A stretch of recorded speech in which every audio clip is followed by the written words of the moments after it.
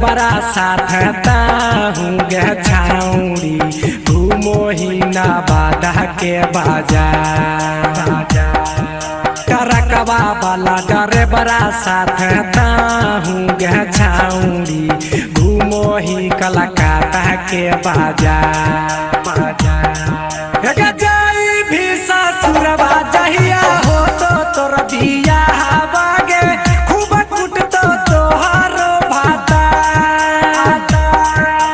कर भी बियाहवा जादी जाना तो ससुराबा में रखतो ना तोहारो भाता करकवा वाला डरे बरा साथ ताहूँ गे छाउरी घूमो ही कलकत्ता के बाजार भी बियाहवा जहिया जाई भी ससुराबा गे रखतो ना तोहारो भाता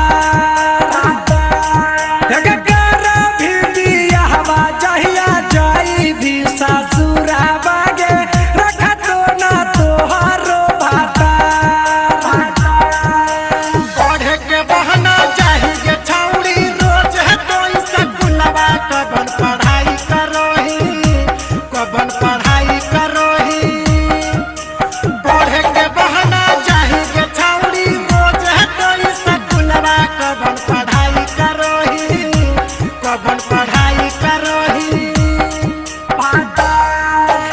अगला सीट पर बैठी कहताहूँ गे छाउरी मरा बाबो ही गिया रबा अगला सीट पर बैठी कहताहूँ गे छाउरी मरा बाबो ही गिया रबा हो तो तोर बियाहवा जहिया जाई भी ससुराबा गे खूब कुटतो तोहारो भाता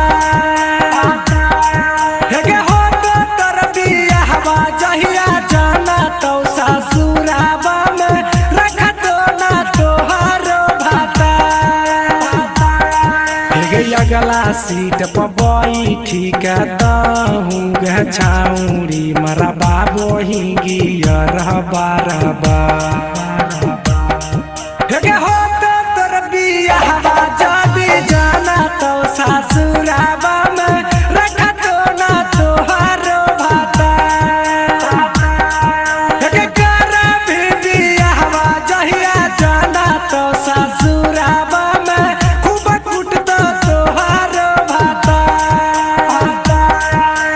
पहिले हाल छोट खलौना भगे लतर फुलवना बोलना की कैली पहिले हाल छोट खलौना कैसे भला फुलवना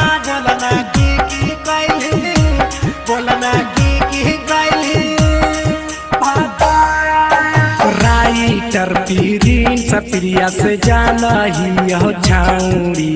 भोरे भोरे लूटो ही लहार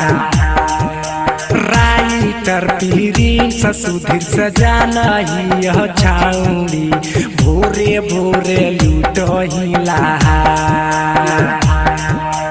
हो तो तोर बियाहवा जहिया जाई भी ससुराबा गे खूब कुटतो तोहारो भाता हो तो तोर बियाहवा जादी जाना तो ससुराबा में रखतो ना तोहारो भाता साहिला दीपा का बास जाना ही हो छाउरी भोरे भोरे लूटो ही लहार